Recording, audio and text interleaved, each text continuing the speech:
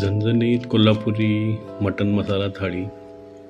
समोर दिसत आहेत मसाले, समोर लसूण दिसतोय, त्यानंतर सुकं खोबरं, दगडफूल, धने, दालचिनी, तीळ, लवंग, जायपत्री, सोबत टोमॅटो, ओले खोबरे, कांदा, कोथिंबीर, सुकं खोबरं, आलं.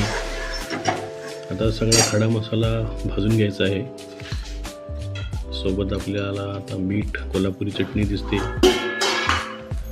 शेजारीच गॅसवरती पाणी गरम करून घ्यायला ठेवलेलं आहे. आता आणलेलं मटण स्वच्छ धुवून घेतलेलं आहे. पहा, लुसलुशीत मटण तुम्हाला दिसत आहे. मटणाची क्वालिटी चांगली असेल तर जेवण चांगलं होतं. मटण कधीही ताजं फ्रेश आणावं.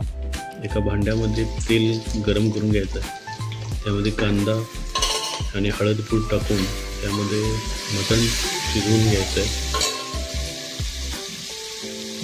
मटणाची फोडणी आता टाकलेली आहे आणि मटण टाकायचं काम सुरू आहे, तुम्ही पाहतात.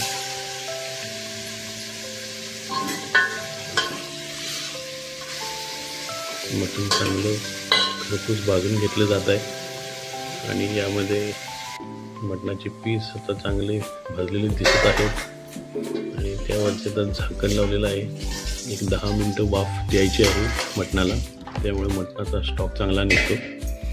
आणि त्यामध्ये आता गरम पाणी घातलेलं आहे, तुम्ही बघत आहात, आणि चांगलं कट आलेलं आहे त्याला. आता घेतलेला सर्व मसाला, ओला मसाला बारीक करून घ्यायचा आहे आणि तो मसाला तेल सुटेपर्यंत चांगला तव्यात भाजून घ्यायचा आहे.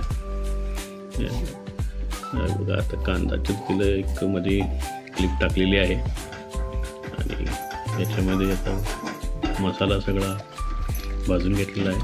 इकडे आपलं मटण शिजलेलं दिसत आहे मस्तपैकी. कोल्हापुरी कांदा, लसूण चटणी, तिखा लाल, काश्मीरी मिरची पूड हे सगळं घालून मसाला भाजून घेतलेला आहे आणि शिजलेलं मटण आता एका ताटामध्ये काढून घेतलेला आहे आणि तो आता मसाला चांगला शिजवून घेतलेला आहे.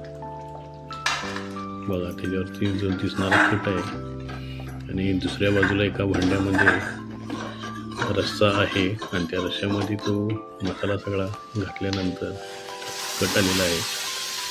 तर एकीकडे मटण मसाला बनवण्यासाठी पातेलं ठेवलं आहे, त्यामध्ये मसाला, कांदा दिसत आहे आणि मटणाचे पीस घातलेले आहेत त्यामध्ये आणि चांगलं एक जीव केलेला आहे.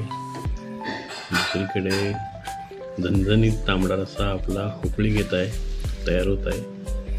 अशा प्रकारे आपली मटण मसाला थाळी या पद्धतीने तयार होत असते. तांबडा रस्सा, मटण मसाला, पिवळं मटण आणि अंडा मसाला दिसत आहे. मटण अळणी पण आपल्याला दिसत आहे.